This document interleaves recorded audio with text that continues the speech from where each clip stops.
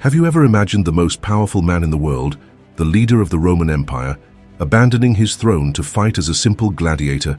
It seems unbelievable, but this is the true story of Commodus, the only emperor who traded power for the blood and sand of the arena. Why would someone who had everything choose to live as a slave to combat? The answer reveals an empire in crisis, a man tormented by his own megalomania, and a Rome that would never be the same. Get ready to uncover the dark backstage of a story of madness, power, and betrayal that even the cinema dared not fully tell. If you're looking to understand how the heights of power can turn into downfall, then you're in the right place. Let's unravel the incredible journey of Commodus, from emperor to gladiator. It all began on a somber day in 180 AD. The Roman Empire, which for decades had been the beating heart of the known world, witnessed the end of an era. Marcus Aurelius, the great emperor, the philosopher on the throne, had just died. He wasn't just a leader, he was the symbol of wisdom, a man who carried the burden of a massive empire on his shoulders while maintaining peace. This peace, known as the Pax Romana, was a period of tranquility and prosperity that lasted nearly a century. But everything was about to change.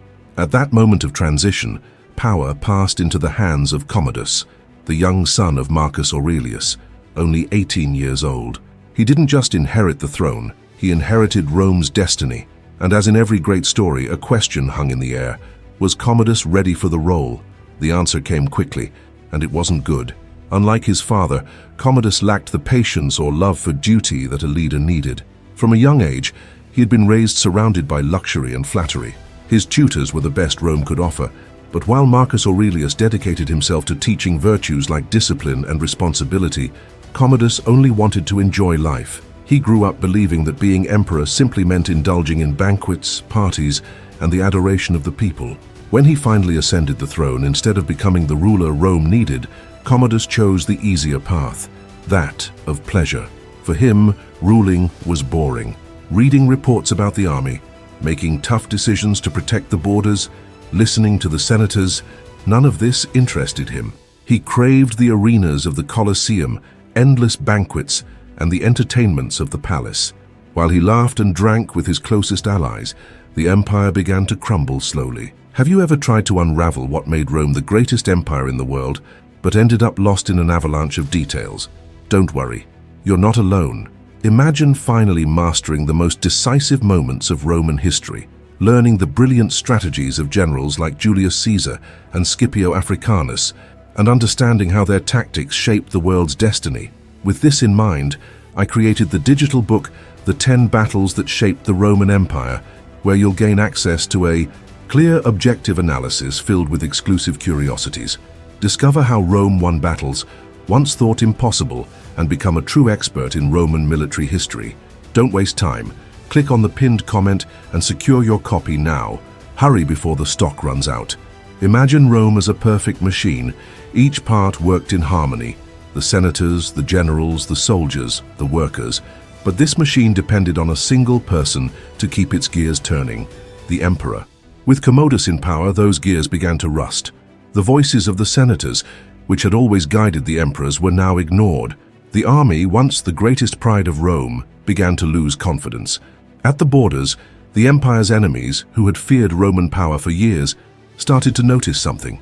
Rome was no longer as strong. The Pax Romana, which had kept the world in balance for so long, was now hanging by a thread. It was the beginning of chaos. As Rome staggered, Commodus seemed not to care. His life was a parade of luxuries and excesses. To him, being emperor was a divine right, and he could do as he pleased. But this indifference would soon show its consequences for both him and Rome. This story is far from over. The further Commodus strayed from his duties, the deeper he plunged into a world of paranoia, conspiracies, and betrayals. Before we continue, I noticed you forgot to subscribe to the channel. Don't miss out on all the great content about Rome that we regularly share. Commodus was only 18 years old when he returned to Rome after the death of his father, Marcus Aurelius, in 180 AD. Expectations were high. He was the son of the great emperor, a leader admired for his wisdom and responsibility.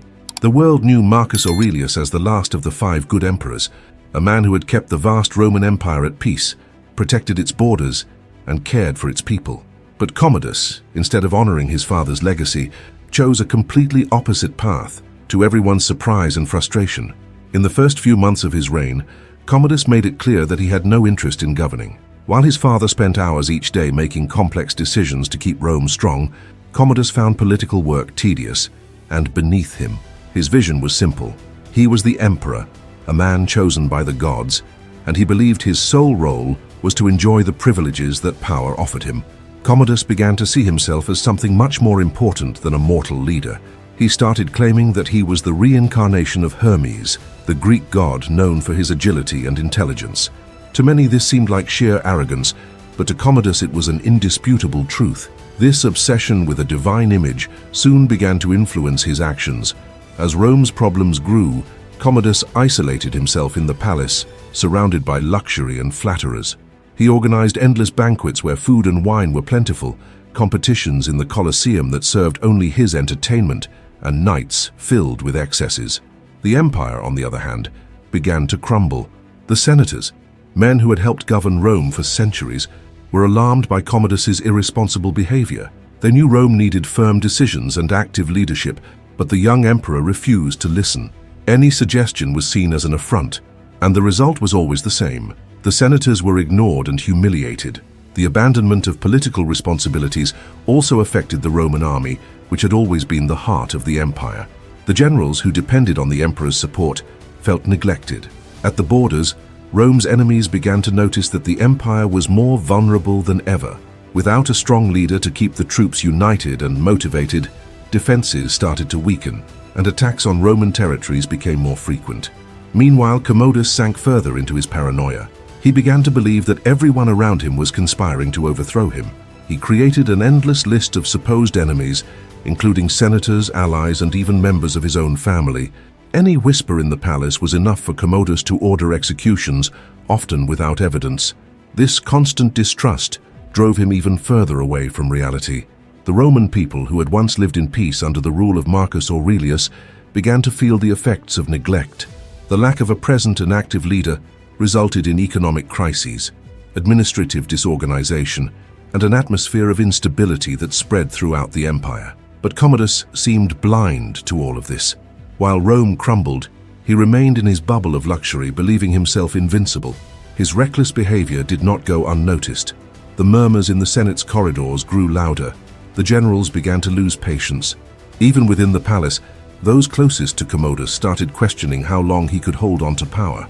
This combination of negligence, inflated ego, and paranoia caused confidence in the young emperor to evaporate rapidly. Commodus, however, still had grand plans that would lead to even more shocking behavior in the coming years. Commodus's reign was only just beginning, but the situation in Rome would only worsen from that moment onward. The empire was on a dangerous path, and the young emperor was about to make decisions that would forever change the course of Rome's history. Let me know in the comments what you think of Commodus as a gladiator. Do you believe his battles were fair? I'd love to hear your opinion. It was a sweltering afternoon in Rome. The sun shone brightly over the marble statues and the massive Colosseum. The people gathered, eager for another spectacle.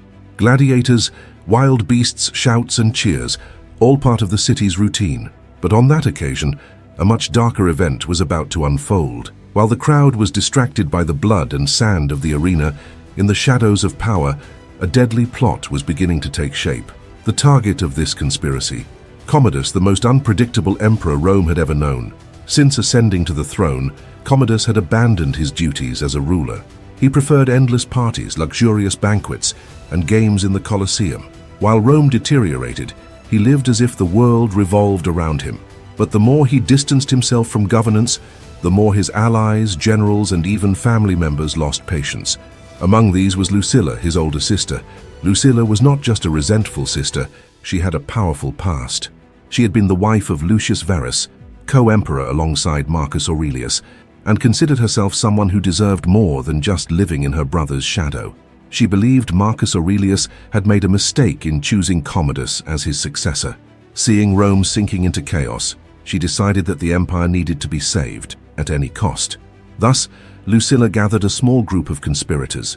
Among them was Claudius Pompeianus, her nephew, and other nobles who had already lost faith in Commodus. The plan was bold: to kill the emperor during one of his favorite moments. the competitions in the Colosseum. The attack would be quick and efficient, and Lucilla believed that with Commodus out of the way, Rome could be ruled by someone more capable. On the planned day, the Colosseum was packed. The people, suspecting nothing, shouted and celebrated, oblivious to what was happening behind the scenes. Young Claudius, disguised among the crowd, waited for the exact moment. Everything had to be perfect, but at that critical instant, everything went wrong. Perhaps due to nerves or inexperience, Claudius hesitated. Instead of acting silently, he shouted in desperation, revealing the conspiracy before he could strike. "This is what the Senate has sent for you." Those were his last words before being captured by the Petorian Guard, Commodus's loyal soldiers who were always close by. When Commodus learned of the plan, he lost control. The betrayal by his own sister was a deep blow. Up until that moment, his paranoia had seemed exaggerated, but now he had every reason to distrust everyone and everything. The emperor showed no mercy. Lucilla, Claudius, and everyone involved were arrested and executed. Some say Lucilla was exiled before her death, but the result was the same. No traitor escaped. After this, Commodus decided he needed someone who could guarantee his safety above all else.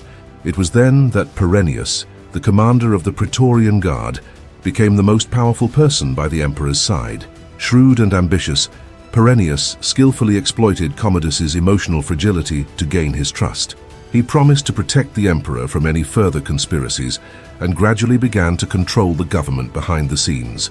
While Perennius amassed power, Commodus distanced himself even further from his responsibilities.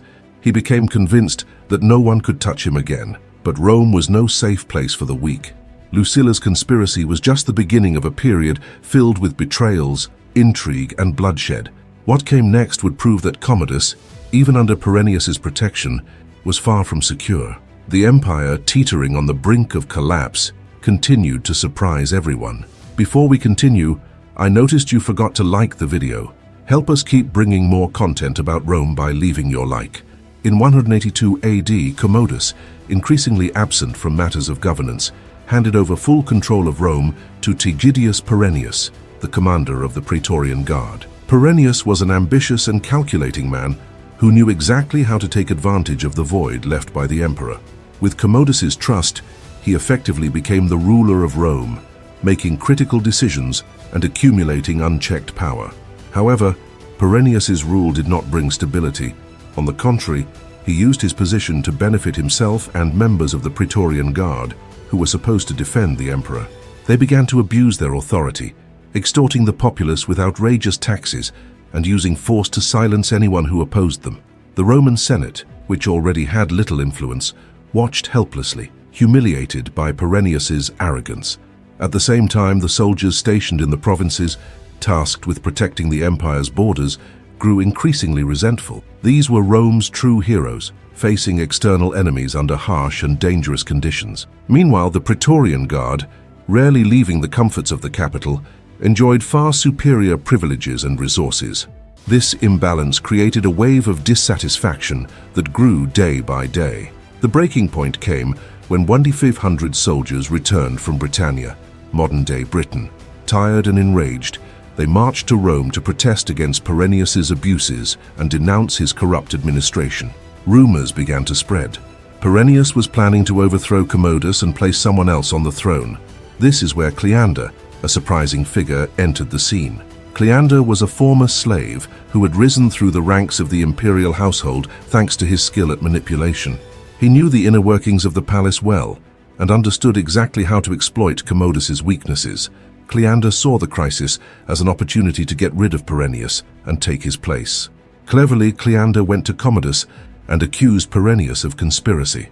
He claimed that the commander of the Praetorian Guard was planning to usurp the throne and that the Soldiers Revolt was proof of this. For a paranoid emperor like Commodus, the accusation was enough. In a swift and brutal act, Commodus ordered the immediate execution of Perennius and his sons. The fall of Perennius was as swift as his rise. Once the most powerful man in Rome, he was dragged to his death without ceremony. Cleander, in turn, assumed the position of the emperor's chamberlain, a role of immense influence. As chamberlain, Cleander controlled everything that reached Commodus's ears.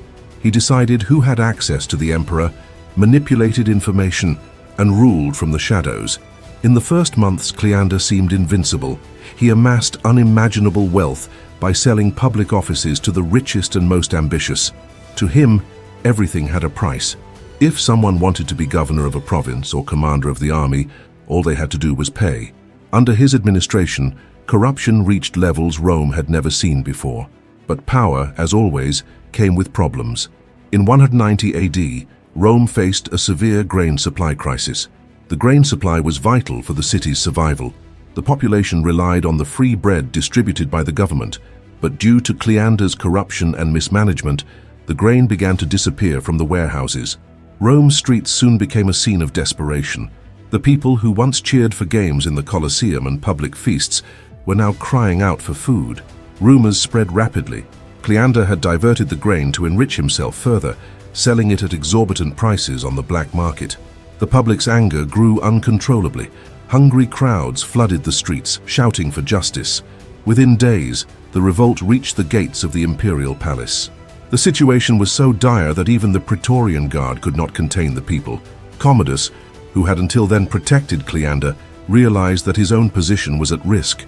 The emperor needed a scapegoat to appease the masses. And so, Cleander was handed over to the people. He was captured, brutally executed, and his body was dragged through the streets of Rome as a symbol of vengeance. His fall was as rapid as his ascent. However, the crisis was far from over. Cleander's execution did not solve the empire's problems. Hunger persisted, the people remained dissatisfied, and Rome, now without an effective leader, sank deeper into chaos and instability.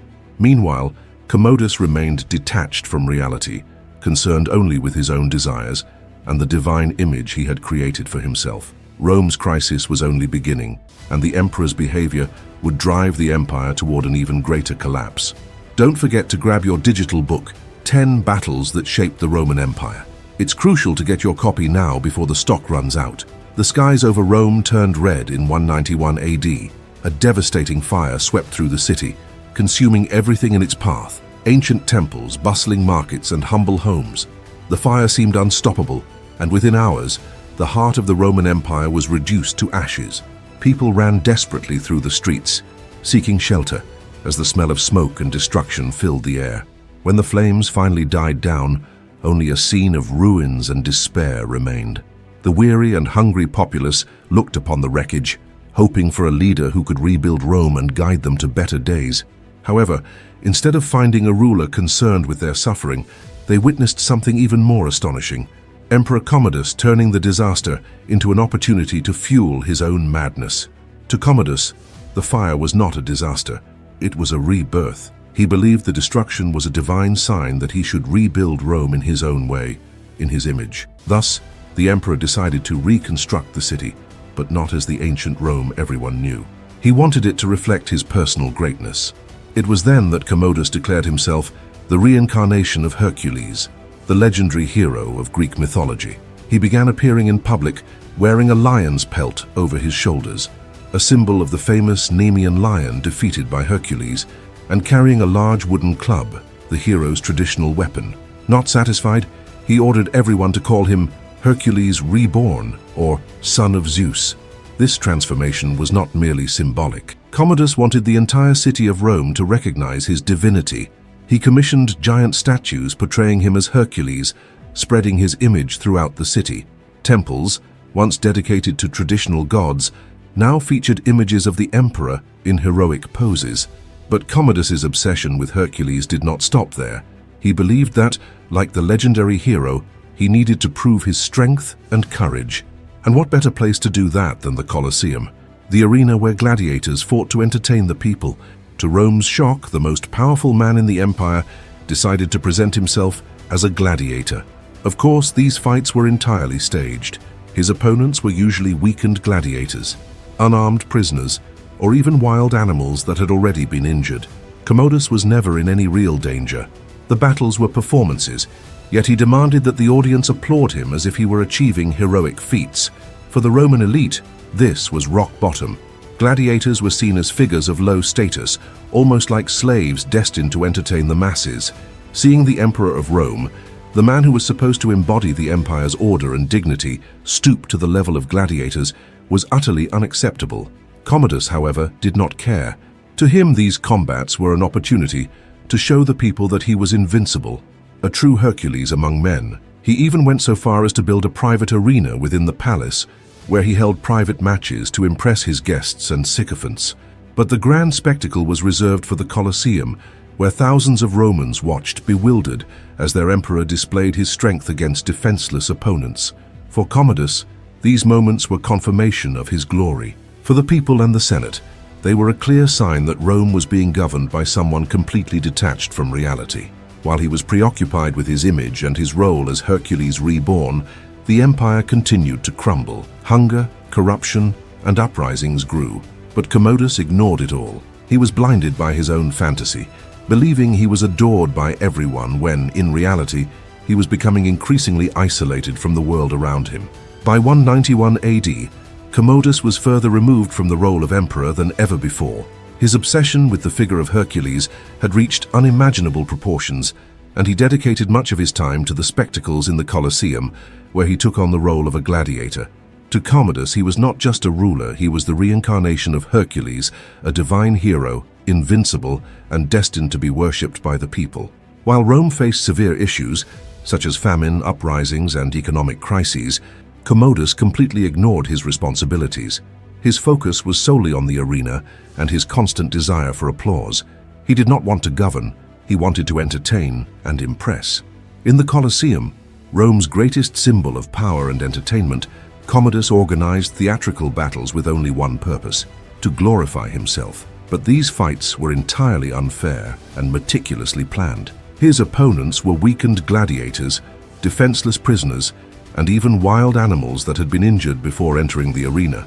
Commodus, dressed in a lion's pelt and wielding a large club, attacked mercilessly while the crowd was forced to applaud. In one of these performances, he went so far as to kill a chained tiger, claiming the act demonstrated his courage and superhuman strength. On another occasion, he shot arrows at defenseless ostriches and ordered his servants to sever the animals' heads and parade them before the senators watching the spectacle. Commodus expected these acts to inspire admiration, but for the Roman elite, it was disgraceful and humiliating. The senators and nobles of Rome saw all of this as an insult to the empire. Gladiators were figures of low social status, and for Romans, the emperor was supposed to rise far above such things. He was meant to embody dignity and authority, ruling with wisdom and strength. Commodus's behavior, however, did the opposite. He was dragging the imperial throne down to the level of popular entertainment, but the emperor didn't care about the criticism. Each performance was, for him, an opportunity to reinforce his image as Hercules Reborn and to prove that no one could surpass him. His obsession went so far that he ordered the construction of a private arena within the imperial palace, where he fought in private sessions for flatterers and hand-picked guests. Amidst this eccentric behavior, Rome's treasury suffered. The spectacles in the Colosseum were not cheap. Beyond the expenses for gladiators, animals, and infrastructure, Commodus spent outrageous amounts of public money organizing his fights and celebrations. To sustain all this, he raised taxes, worsening the economic situation and increasing discontent among the people. Although part of the population still cheered at the spectacles, out of fear or genuine entertainment, many began to question the emperor's priorities. While Commodus paraded as a hero in the Colosseum, hunger gripped the streets, soldiers at the borders felt abandoned, and the empire's administration sank deeper into corruption and disorder. The situation reached its breaking point when Commodus announced a grand spectacle for New Year's Day in 193 AD. He planned to fight publicly in the Colosseum to mark the beginning of a new era, a celebration in his honor, and the rebuilding of Rome after the fire of 191. For Commodus, this was meant to be his ultimate consecration as Hercules, the savior and reborn hero of the city. However, this decision made those closest to him realize the situation had spiraled out of control. His mistress Marcia, the commander of the Petorian Guard, Quintus Aemilianus, and the imperial chamberlain Eclectus knew that if they didn't act, Commodus would drive Rome to total collapse. It wasn't just about the spectacle. The empire was on the brink of ruin due to the imprudence and irresponsibility of its ruler. Moreover, Commodus's paranoia had become increasingly evident. He compiled lists of people he intended to execute, believing everyone was conspiring against him. Among the names were even those who had served him loyally for years, including Marcia and his closest allies. This gave the conspiracy a sense of urgency. Saving Rome meant, above all, eliminating Commodus.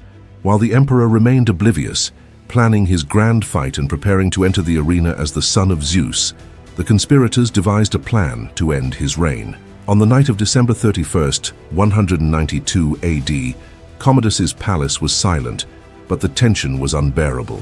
While the emperor rested, unaware of the events unfolding around him, those who had once been his closest allies were about to bring his reign to an end. It was the end of an era and the beginning of a fatal coup. Commodus had gone too far. For years he had behaved more like a theatrical gladiator than the leader of the greatest empire in the world. His absurd performances in the Colosseum, the corruption in his government, and his complete neglect of political responsibilities had pushed Rome to its breaking point. Hunger filled the streets, the people were disillusioned, and the powerful were outraged. Yet the worst was still to come. Commodus himself began drafting lists of executions. Among the names on these lists was Marcia, his mistress. Marcia knew Commodus better than anyone else. She understood that once he decided to eliminate someone, there was no turning back. With the support of the imperial chamberlain Eclectus and the commander of the Praetorian Guard, Quintus Aemilianus, she devised a simple and direct plan. Commodus had to die that night. The chosen moment could not have been more symbolic. It was New Year's Eve, the day Commodus had promised to present himself once again as Hercules Reborn in the Colosseum. While the emperor dreamed of applause and adoration, Marcia prepared the fatal cup of wine. Mixed into the wine was the poison meant to end the life of a man who, in Rome's eyes, had already lost all sanity. Marcia approached Commodus naturally. He, suspecting nothing, drank the wine as he did every night, believing himself surrounded only by loyal servants. The conspirators waited in silence, counting the minutes, expecting the poison to take effect, but something went wrong. It was then that the conspirators called upon Narcissus, the emperor's personal trainer. Narcissus was a strong man, someone Commodus trusted completely, but that night he would become the executioner of the man he had trained for years. Narcissus entered the chambers where Commodus, weak and confused, was still recovering. Without hesitation, Narcissus attacked. He used all his strength to strangle the emperor, pinning him down as Commodus desperately fought for his life. Even weakened, Commodus resisted, but Narcissus understood the stakes. The struggle was fierce, but gradually Commodus's strength waned until he finally stopped breathing. The death of the most powerful man in the empire occurred far from the eyes of the public, in the silence of his chambers, at the hands of those he once considered loyal. Thus ended the reign of Commodus, after 12 years of madness, eccentricity, and misrule. The empire, however, still bore the scars of his governance. The economy was in shambles, the people suffered from hunger, and political stability had been shattered. Commodus's death brought momentary relief, but left a lingering question: could Rome recover? So, what did you think of this unbelievable story? Commodus wasn't just an emperor. He was the only one who chose to trade the throne for the arena, fighting as a gladiator, a man who preferred the glory of spectacle over the responsibility of ruling the greatest empire in the world. And remember, whenever you want to learn more about how Rome was built and became the magnificent empire of antiquity, just check the pinned comment and grab your digital book, 10 Battles That Shaped the Roman Empire. Get it today, because supplies are limited. If you found this story fascinating, imagine what other secrets lie hidden in the pages of Rome's history. Don't forget to like the video, it helps us a lot, and subscribe to the channel to discover more incredible curiosities about the Roman Empire.